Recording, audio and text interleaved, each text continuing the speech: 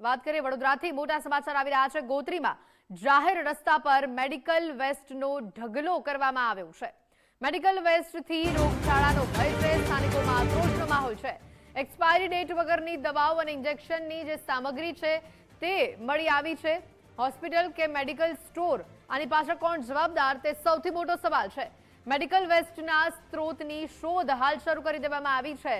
જાહેર માર્ગ અત્યારે બાયોમેડિકલ કચરાનું ડમ્પિંગ ગ્રાઉન્ડ બની ગયું હોય તે પ્રકારની તસવીરો સામે આવી છે। અગાઉ આરોગ્ય વિભાગે અનેક મેડિકલ સ્ટોર્સ સામે પગલાં લીધા હતા।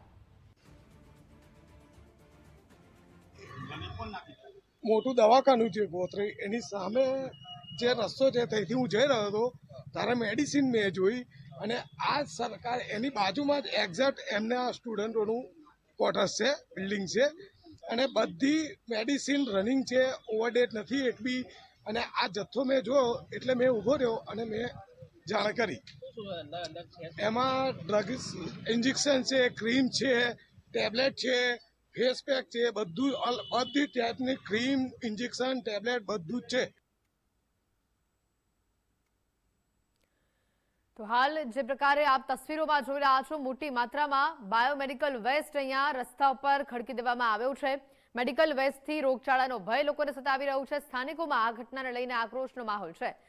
ત્યારે એક્સપાયરી ડેટ વગરની આ જે દવાઓ છે, ઇન્જેક્શનની જે સામગ્રી છે તેનો ઢગલો જે રસ્તા પર જોવા મળી રહ્યું છે। હવે આની પાછળ જવાબદાર કોણ તે સૌથી મોટો સવાલ છે।